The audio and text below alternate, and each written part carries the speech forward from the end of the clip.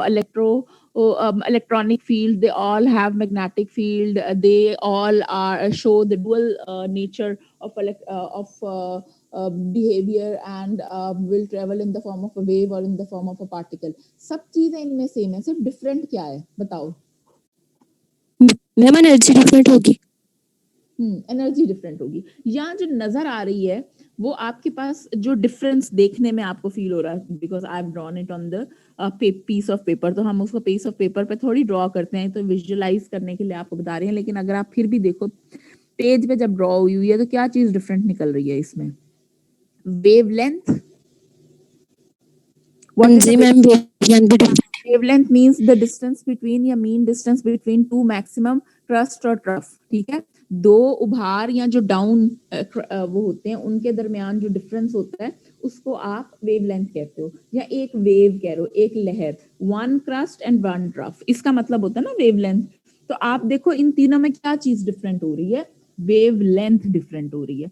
अब कोई इसका मतलब है कि जितनी रेडिएशंस मूव करती हैं they do have their own specific wavelength.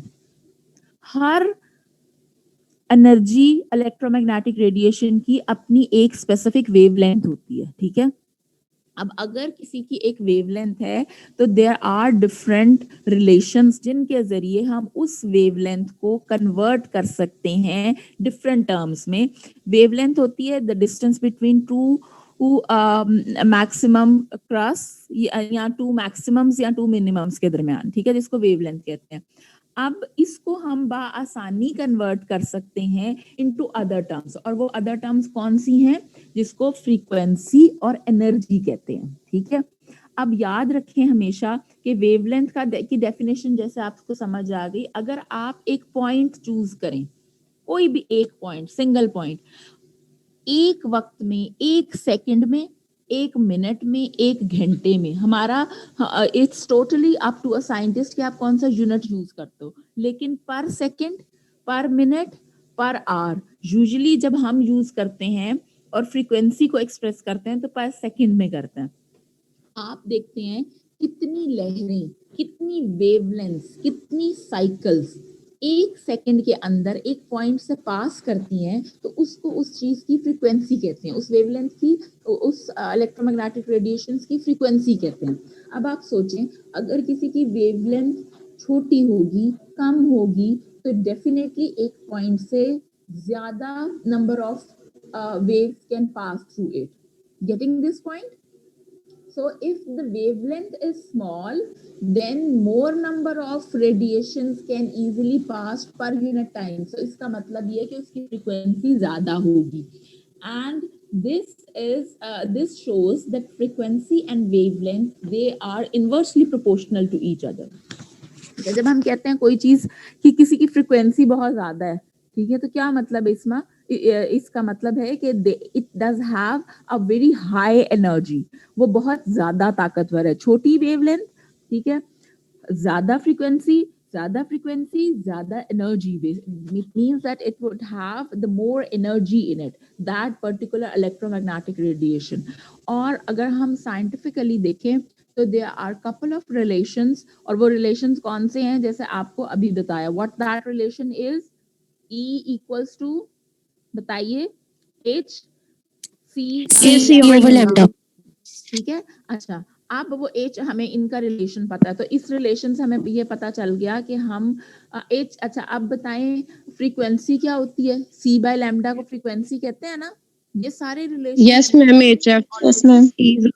आप ऑलरेडी पढ़ चुके हैं। तो बेसिकली यू नो कि what is frequency, wavelength and energy, and how these are interconvertible to each other. यानी अगर मैं आपको किसी इलेक्ट्रोमैग्नेटिक रेडिएशंस की एनर्जी बताऊं तो you can easily be converted into frequency, you can easily tell me the what is the wavelength of that particular electromagnetic radiation whose energy is XYZ, कुछ भी बताई जा सकती है, ठीक है? So you must know how to interconvert them with the help of different relations. अब एक और टर्मिनोलॉजी यहाँ पे यूज होती है जिसको वेव नंबर कहते हैं, ठीक है? वेव नंबर का मतलब ये है कि बेसिकली पर सेंटीमीटर, एक सेंटीमीटर से कितनी नंबर ऑफ वेव्स पास करती हैं, तो इसको हम हमेशा सेंटीमीटर -1 यानी पर सेंटीमीटर में लेते हैं। तो जो चीज पर सेंटीमीटर में आ रही है इसका मतलब है वो रिवर्स है वेवलेंथ का, ठीक है।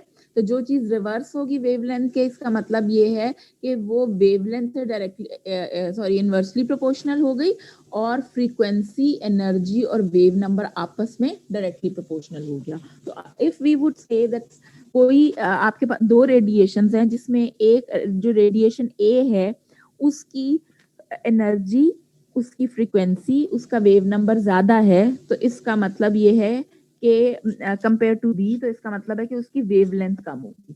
तो wavelength is inversely proportional to all these three factors. कौन से terminologies? Energy, frequency and wave number. Getting this point? Yes ma'am.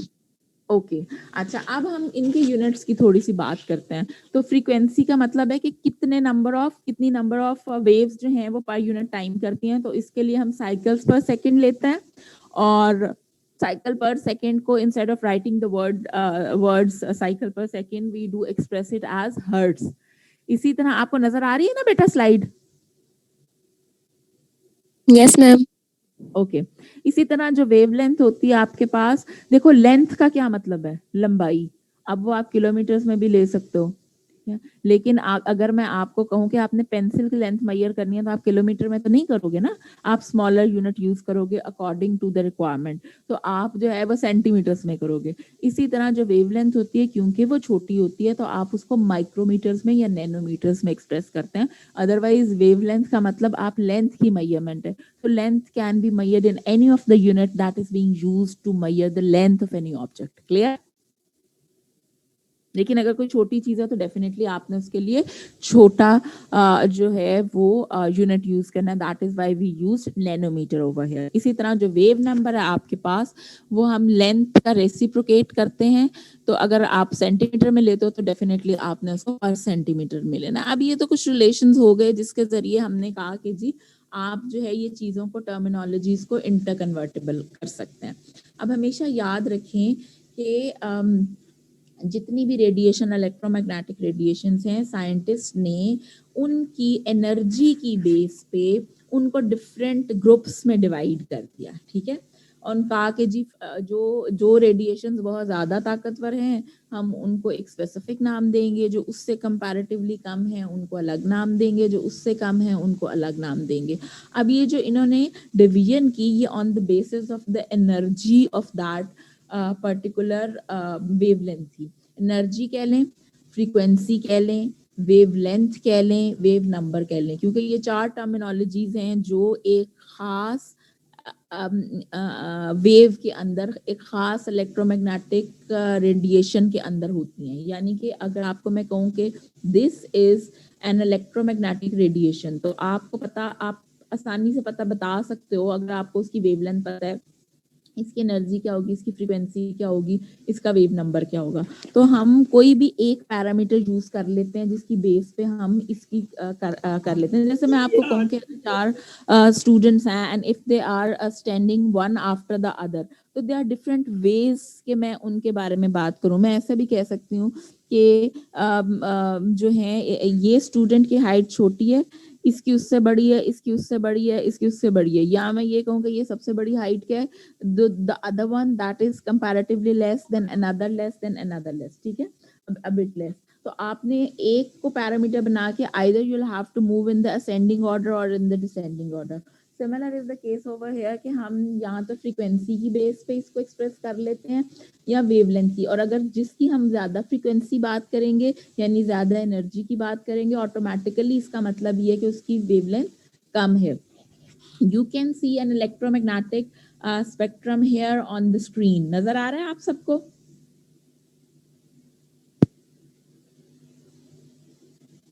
Yes yes ma'am आ रहा है। अच्छा, अब हम ना थोड़ा सा एनर्जी की रेफरेंस से बात करते हैं। जो रेडिएशन, जो electromagnetic radiation that are very energetic energy, जो बहुत ज्यादा ताकतवर होती है ना, उनको कहते हैं गैमा रेज, ठीक है।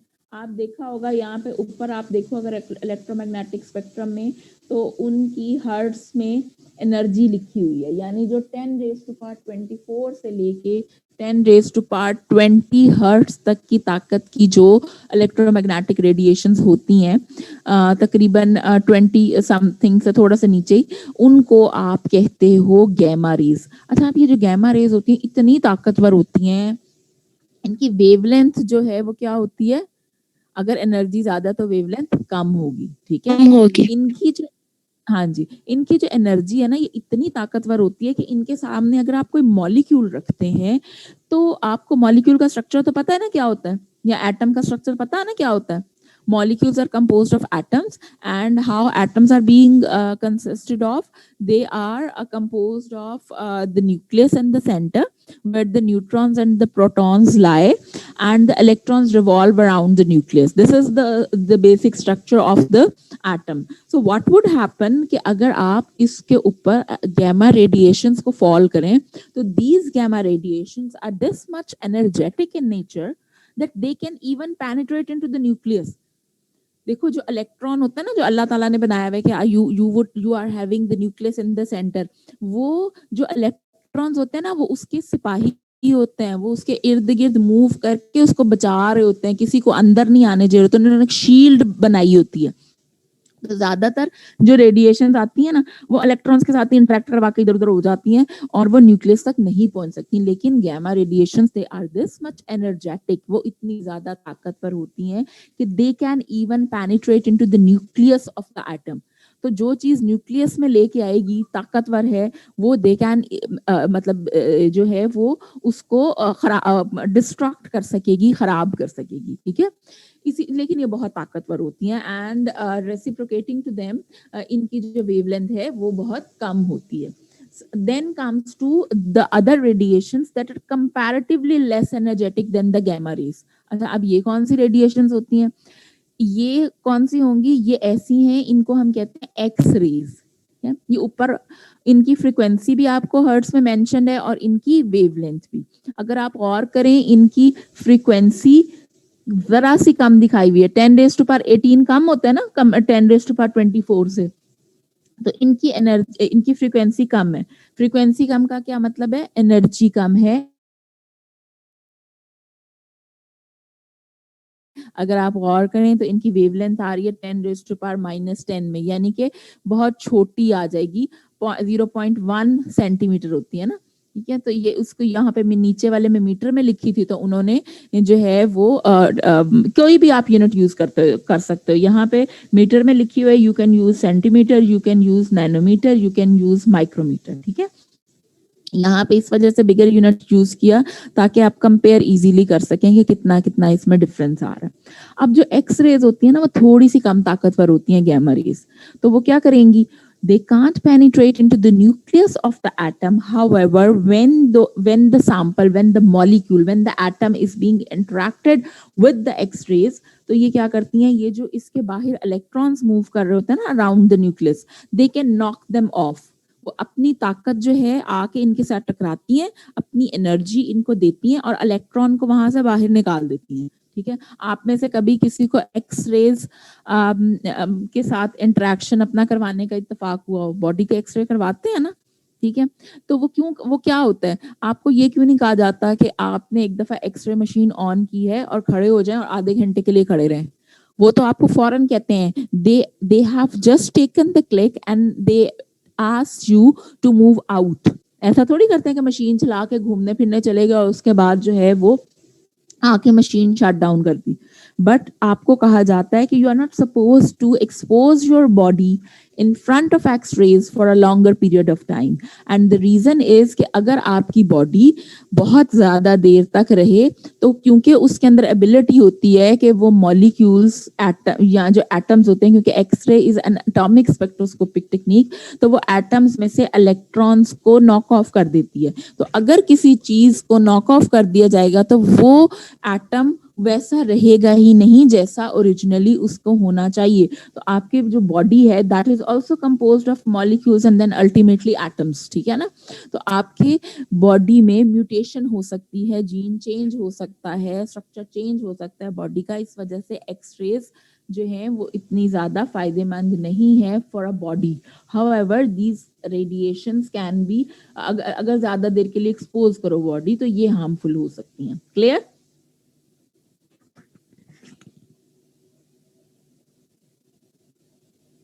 Yes, जी क्लास? ma'am. ओके, अच्छा। Then comes to UV radiations. अब जो यूवी रेडिएशंस होती है ना, ये एक्स रेज से भी कम एनर्जी की होती हैं। अगर एक्स रेज से कम एनर्जी की है तो हम क्या कह सकते हैं कि इनकी वेवलेंथ जो है वो एक्स रेज से ज्यादा हो सकती है।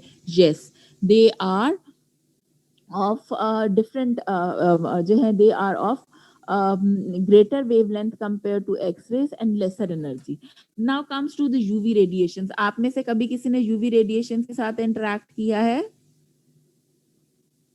Yes, ma'am. कौन सी होती हैं radiations? मैम जो सन से आती हैं, हमें कौन सा पता है हमारे साथ करती होंगी? हाँ जी, हमें कौन सा पता, तो कर ही रही है ना। जो हम विटामिन डी बॉडी के अंदर बन रही है वो सूरज में, क्या आपको कहा जाता है? हाँ जी मैम, कहा नहीं पढ़ा। जाता कि आप जी, बैठे और विटामिन डी विटामिन डी मिलता। बनती है।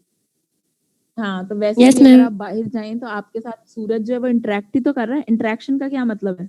राब्ता करना ना, इंटरेक्ट करना।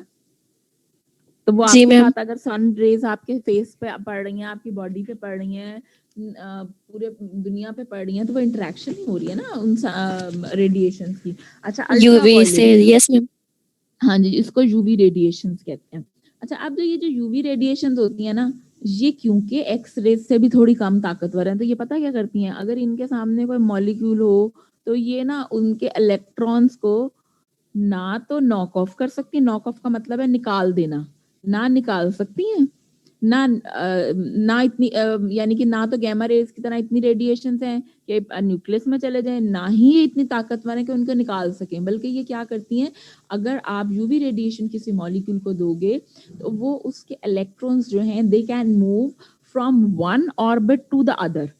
वो विद इन द मॉलिक्यूल एक ऑर्बिट से मूव करके दूसरे तक लेके जा सकती हैं और वापस वहां तक ला सकती हैं, और कोई काम नहीं कर सकती। ठीक है, अब ये भी तो एक तरह देखो चेंज ही है ना। कोई रेडिएशन जो है वो इलेक्ट्रॉन को मूव करवा सके एक ऑर्बिट से दूसरे ऑर्बिट में। ठीक है, अब आपने देखा होगा कि यूवी रेडिएशंस जो हैं, जब आप बॉडी है तो बहुत देर तक अगर सन के आते हैं तो रेडिश स्किन नहीं हो जाती, आपने देखा हो तो वो यस इंटरेक्शन मैम, वो कहते होती है ना। हैं सन बर्न हो गया। हाँ, सन बर्न हो गया, क्यों? क्योंकि उसमें बिल्कुल चेंज होना शुरू हो जाता है। तो आपको इसके लिए सन ब्लॉक्स नहीं यूज किए जाते? क्या होते हैं सन ब्लॉक्स? वो प्रोटेक्ट करते हैं, ठीक है, दूध का। कि ये अपना जी इफेक्ट मैम, कॉज ना डायरेक्ट कर इंटरेक्शन सके। से रोकता और है। Very good. अच्छा, बल्कि आपको अभी मैं बताऊं, आप लोगों को ना थोड़ी सी इस किस्म की चीजें भी पता होनी चाहिए, क्योंकि आप being a chemist you must have an idea about it. आपने देखा होगा आजकल जो मेकअप बेसिस यूज की जाती हैं, ठीक है, अभी खाली जो है वो लड़कियों को मेकअप बेस अगर किसी के घर में हो तो बल्कि बल्कि सबके घर में होगी, ठीक है, अपनी आपने देखनी है। कुछ जो बहुत कुछ आपने देखा होगा बहुत एक्सपेंसिव मेकअप बेसिस यूज होती हैं, मतलब बहुत ज्यादा, और कुछ जरा सस्ती सी आ जाती हैं। अगर आप गौर करो तो जो जरा एक्सपेंसिव होगी ना उसके ऊपर SPF वैल्यू लिखा होगा। SPF stands for sun protection factor, ठीक है। और कुछ चीज क्रीम्स वगैरह होती हैं उसके ऊपर लिखा जाता है ये मॉर्निंग की है, कुछ के ऊपर लिखा जाता है ये नाइट क्रीम्स है। जो मॉर्निंग क्रीम्स होती हैं वो इस वजह से उनको मॉर्निंग कहा जाता है, या कुछ ऐसी बेसिस होती है उनको मॉर्निंग कहा जाता है, में लगाई जाती हैं, उसके अंदर सन प्रोटेक्शन फैक्टर होता है। यानी कि वो आपको ना सिर्फ आपकी कवरेज देती हैं, कवरेज का क्या मतलब है कि आपने स्किन टोन को इक्वल करने के लिए यूज होती हैं, बल्कि आपको वो सन से प्रोटेक्शन भी देते हैं। जो सन ब्लॉक्स होते हैं उनका भी यही काम होता है कि उनके अंदर हमेशा आप देखोगे अच्छा सन ब्लॉक जो यूज करोगे उस पे SPF वैल्यू लिखी होती है, सन प्रोटेक्शन फैक्टर, इतना इसमें सन प्रोटेक्शन एबिलिटी है, यानी आप इसको सूरज में लगा सकते हैं। इसी तरह मेकअप बेसिस या क्रीम्स जो है उसके ऊपर जो मॉर्निंग वाली होती है उनमें सन प्रोटेक्शन फैक्टर्स ऐड होते हैं, ठीक है। तो वो क्या होता है, वो बेसिकली वो इस किस्म की लेयर्स हैं, उस तरह के मटेरियल्स हैं, तो आपकी स्किन को प्रोटेक्शन प्रोवाइड करते हैं, ठीक है, समझ आ रहा है। इसी तरह आप देखोगे कि जो आपके पास यूवी के बाद रेडिएशंस आती हैं उनको हम विजिबल रेडिएशंस कहते हैं। विजिबल रेडिएशंस कौन सी होती हैं?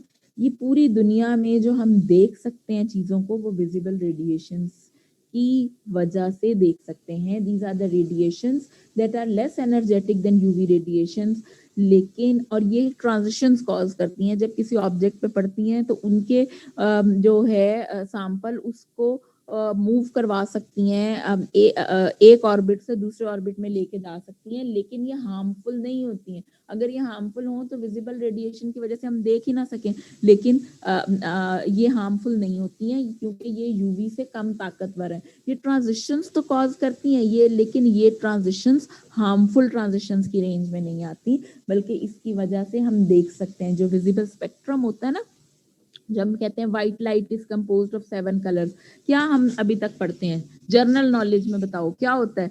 सूरज की रोशनी या किसी कोई भी रोशनी जब ऑब्जेक्ट पे पड़ती है, वहां से टकरा के आंखों तक आती है, तो आप चीज को देख पाते हो, देख सकते हो।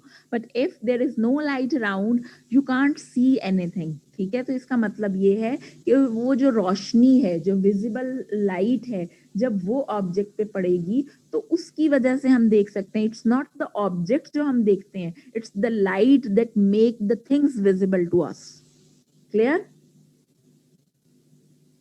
और ये जो रेंज है, ये जो वेवलेंथ ऑफ रेडिएशंस हैं, इनकी वजह से हम पूरी दुनिया में जो जितनी भी रोशनी है या हम देख सकते हैं, वो इस रेंज को देखते हैं, इन रेडिएशंस को देख सकते हैं।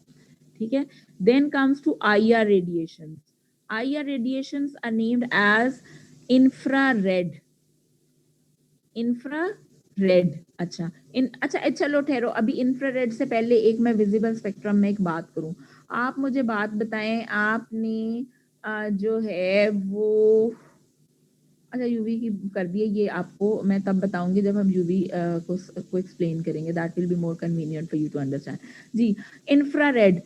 इंफ्रारेड क्या होता है? कभी पढ़ा है आपने इंफ्रारेड रेडिएशंस का? ही नाम सुना है बेटा? Yes ma'am. कहाँ पे सुना है?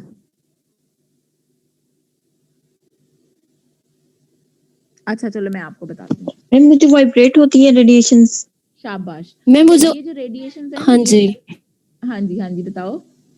मैम मोबाइल रेडिएशंस जो होती है, जैसे मतलब कि वाइब्रेशन जो है, शायद उनकी जो होती है उनमें। अच्छा मैं आपको एक बात बताती हूँ। देखो यूवी, पहले गैमा रेडिएशन थी बहुत ज्यादा एनर्जेटिक, न्यूक्लियस के अंदर पेनिट्रेट कर गई। ठीक है, फिर एक्स रेज थी, वो slightly less energetic compare to the gamma rays. तो वो जो है उन्होंने इलेक्ट्रॉन को सिर्फ नॉक ऑफ किया, निकाल दिया, लेकिन न्यूक्लियस तक ना जा सकी। यूवी रेडिएशन जो थी वो निकाल भी नहीं सकती थी, नॉक ऑफ नहीं कर सकती थी, they can move the electron from one orbit to the other. लेकिन जो यूवी है वो ज्यादा एडवर्स इफेक्ट कॉज करते हैं कंपेयर टू IR, जो ट्रांजिशन तो कॉज करता है एक ऑर्बिट से दूसरे पे, लेकिन हार्मफुल नहीं होती, और इसकी वजह से विजिबल स्पेक्ट्रम में हम देख सकते हैं। ठीक है, जो IR रेडिएशन होती है ना, वो इससे कम ताकतवर है विजिबल से।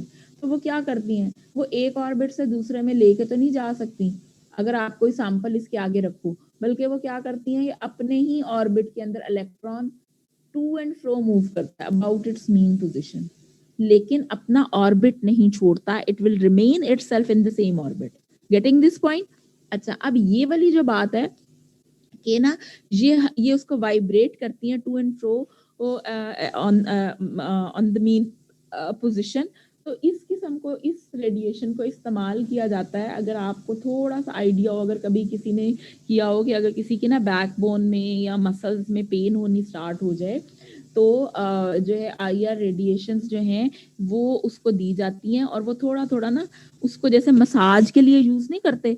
ठीक है, अगर किसी की नी का प्रॉब्लम हो या कमर का प्रॉब्लम हो, in fact a couple of year back, मुझे वैसे अक्सर हो भी जाती है, I was having a pain in my back और मसल्स में थोड़ा सा इशू आ गया था। तो डॉक्टर ऑलवेज सजेस्ट मी कि आप थोड़ी सी एहतियात करें in order to save your bone, और उसके बाद जो आप मसल्स हैं उनको रिलैक्स करने के लिए take the radiation of IR for 10 minutes, 15 minutes, half an hour, इस तरह वो आपको सजेस्ट कर देते हैं। ठीक है, तो उसमें ये होता है कि आपको ना थोड़ा जैसे मसाज नहीं हो रहा होता, क्यों? क्योंकि ये रेडिएशंस जब इंटरेक्ट करेगी आपकी बॉडी के साथ, तो वो उसको उसकी म्यूटेशन नहीं करेगी, क्योंकि इलेक्ट्रॉन मूव नहीं कर रहा from one orbit to the other, बल्कि within the orbit vibrate करवा रही है। Getting this point? Then comes to the next type of radiations that are even very less energetic, but they are they do have a more wavelength. ठीक है, इनको कहते हैं microwaves. ये भी एनर्जी की एक टाइप है, जैसे एक्स रेज एनर्जी है, यूवी रेडिएशन एनर्जी है, विजिबल रेडिएशन एनर्जी है, IR रेडिएशन एनर्जी है, इस तरह माइक्रोवेव रेडिएशन भी एनर्जी है। और इसकी एग्जांपल ये है कि जब आप खाना माइक्रोवेव ओवन में रखते हो तो आपको रेडिएशंस मिलती हैं, वो राउंड राउंड मूव करता है, रेडिएशंस मिलती हैं और उससे एनर्जी मिलती है और खाना गर्म हो जाता है। ठीक है, तो बेसिकली हम high intense microwave radiations food को प्रोवाइड करते हैं जो मॉलिक्यूल्स की रोटेशन में काम करती हैं। विद इन द मॉलिक्यूल कुछ नहीं कर रही, वाइब्रेट भी नहीं करवा रही, कुछ और भी नहीं कर रही, लेकिन इटसेल्फ मॉलिक्यूल को रोटेट करना शुरू हो जाती हैं। As a whole molecule move करना शुरू हो जाता है, रोटेशंस होनी शुरू हो जाती है। रोटेशंस का क्या मतलब है कि विद इन द बॉडी कुछ नहीं हुआ, जैसे बॉल है तो जब आप उसको किक मारते हो तो इनसाइड द बॉल कुछ नहीं होता, लेकिन बॉल रोटेट करना शुरू हो जाता है। तो this is what happens with the food material, और वो जो है वो उनको एनर्जी मिल जाती है। Then comes to the very feeble radiations, और बहुत कम ताकत की रेडिएशंस हैं और जो बिल्कुल हार्म कॉज नहीं करती, उनको हम रेडियो वेव्स कहते हैं। इनकी वेवलेंथ तो बहुत ज्यादा होती है, लेकिन जो इनकी जो है एनर्जी है वो बहुत ही कम है। देखा, कभी सुना है किसी के ने कि इतनी के रेडियो सुनने से आपके कान खराब हो गए? नहीं, ऐसा नहीं होता ना। क्यों नहीं ऐसा होता? क्योंकि इनका जो इफेक्ट है ऑन द ऑब्जेक्ट ये बहुत कम होता है।